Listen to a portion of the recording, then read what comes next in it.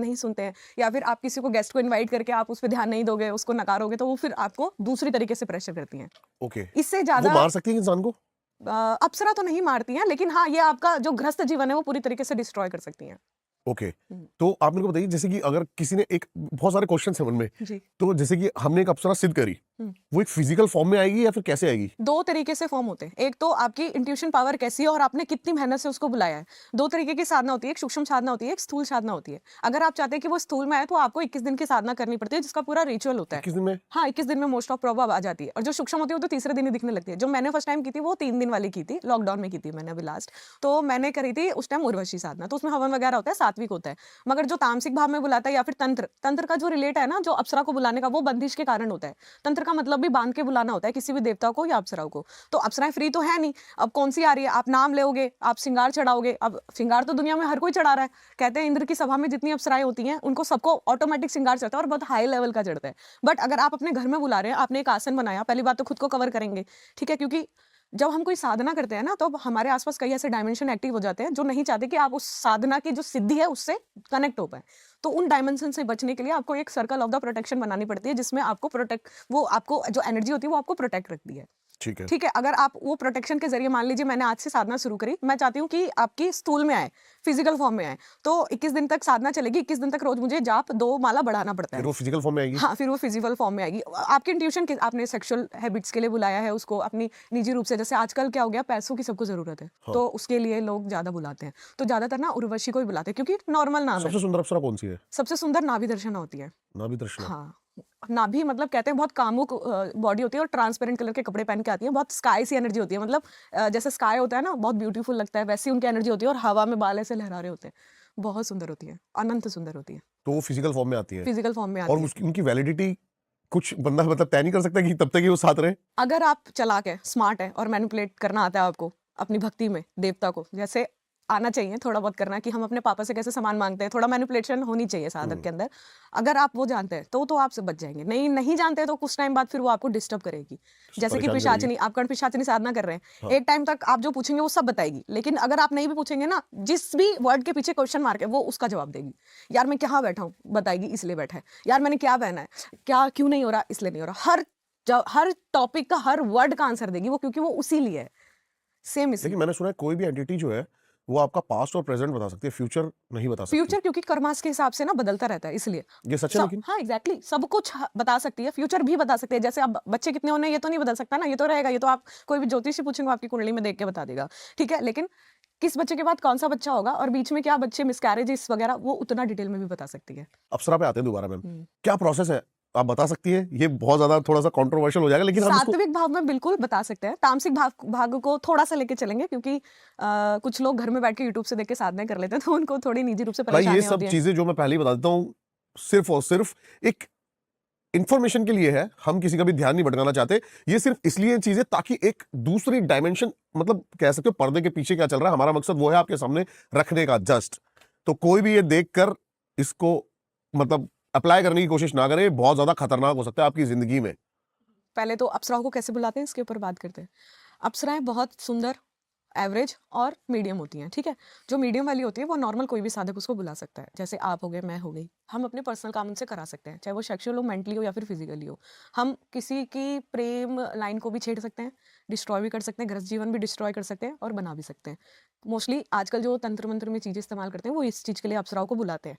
कुछ सिर्फ दर्शन मात्र के लिए बुलाते हैं, ठीक है। जो सबसे सुंदर होती है, तिलोत्तमा होती है, वो उस लेवल की अप्सरा है, जब इंद्र को पता चलता है कि अब मेरे आसन पे आने वाली है, तब वो उसे बुलाते हैं कि अब जा, अब छेड़। समझे आप मेरी बात? आप साधना कर रहे हैं, आपने बोला कि अब तो मेरा लेवल बहुत हाई हो गया, मैं सीधा इंद्रासन मांगूंगा। ओके, कुंभकर्ण वाला सीन, समझ गया मैं। तो ठीक है? इंद्र को डिस्टर्ब करने के लिए हाँ, अब इंद्र को लगा अब तो मेरा आसन गया, क्योंकि जो सबसे अय्याशी वाली, वो जो कहते हैं ना हमारी लैंग्वेज में, मस्त वाला जीवन जो है वो इंद्र देवता का है। देवों को देव, एक तो देवताओं के वो सारे, एक तरीके से फिलोसोफर कह दो आप, गाइडर कह दो, वो है। मैंने फिर जब से उनको हर इंद्र के तरीके की कैरेक्टर के बारे में थोड़ा सा पढ़ा है ना, हाँ, ओह बहुत हाई लेवल का है। तो उस गद्दी को पाने के लिए ना आपको कई चीजें त्यागनी पड़ती है। तो सबसे ईज़ीएस्ट फॉर्म है कि हाँ, हम साधना करके उसको छीन लेंगे जो हाई लेवल की तपस्या करते हैं। जैसे विश्वामित्र वगैरह अपने हैं साधु, वैसे। तो वो जब उनको लगता है ना अब ये शायद इंद्रासन ना मांग ले, इसलिए कहते हैं ना कोई भी पूजा हम जब करते हैं, कोई भी अर्चना करते हैं, आपने देखा होगा कि जल गिराते रहते हैं बार-बार ताकि इंद्र आपकी पूजा का भाग ना ले ले। तो बिना कुछ किए भी उनको सब मिलता है, इसलिए उस सबसे ज़्यादा डर है। तब वो अप्सराएँ भेजते हैं क्योंकि अप्सराओं का जो सारा एक्सिस है ना वो इंद्र देवता के पास है।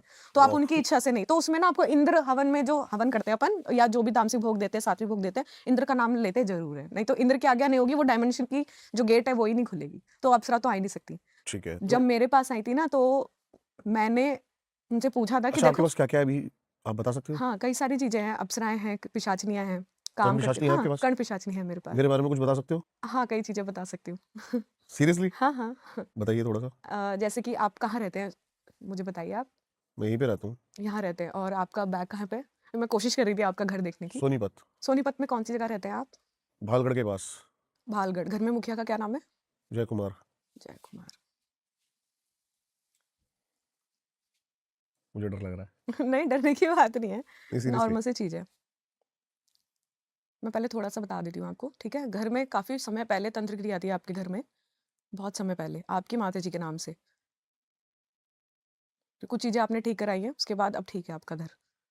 अभी भी थोड़ी-सी नेगेटिव एनर्जी है। आपके घर में कोई हनुमान जी की पूजा करता है? नहीं, मैं हनुमान जी करता की था पहले। एनर्जी है। हनुमान जी की एनर्जी है आपके घर में। फिर आपने छोड़ी क्यों?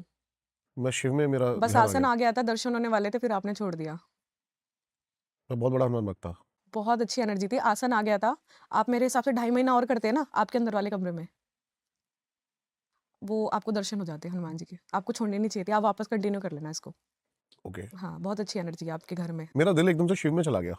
हाँ, एक ही बात है देखो, शिव और हाँ, बजरंग एक बली। ही बात है। हाँ, लेकिन कहते हैं अगर हम हनुमान जी की पूजा करते हैं ना तो हमारे से ना नेगेटिव एनर्जीज भी कनेक्ट करने लगती हैं मुक्ति लेकिन ये के जो बात लिए। आपने बोली है ना, हाँ, ये बहुत सारे तांत्रिकों ने मुझे बोला है कि तेरे जो पीछे शक्ति है वो हनुमान जी की ही चलती है। वही आपको बात करती है और जो आप अभी बैठे हुए हैं ना वो उन्हीं का सपोर्ट से है। शायद मेरे से कनेक्शन भी उन्हीं सी वजह से है क्योंकि मैं हनुमान साधक हूँ।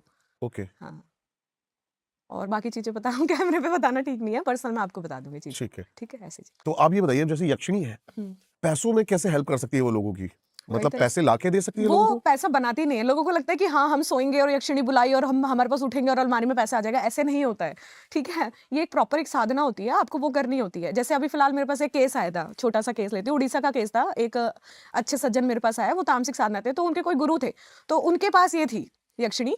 तो जैसे कई तरीके की यक्षिणा होती है, उनके पास रक्त यक्षिणी थी, जो रक्त शमशान में रक्त चढ़ा के वो आती है। उसमें क्या करना होता है, आपको शमशान में जाना होता है, जो सबसे स्ट्रॉन्ग बॉडी होती है ना, जिसकी अभी मान लो ये आदमी आया है, ये अजीता जी ठीक था, एकदम हार्ट की प्रॉब्लम हुई और चला गया, लेकिन बॉडी स्ट्रॉन्ग है, बॉडी में अभी भी एनर्जी है, तो उसकी लाश वहाँ पे जली हुई है, तो उसकी अभी अस्थियां लेके नहीं गए हुए, वहाँ पे हैं, तो वो जाते हैं वहाँ पे ब्लड अपना डालते हैं और उससे ब्लड छिड़काते हुए घर पे लाते हैं और वहाँ नाम लेके जाते हैं। एक रिचुअल होता है, उसको मंत्र को बोलते हुए आते हैं। मंत्र तो मैं ऑन कैमरा नहीं बताऊंगी।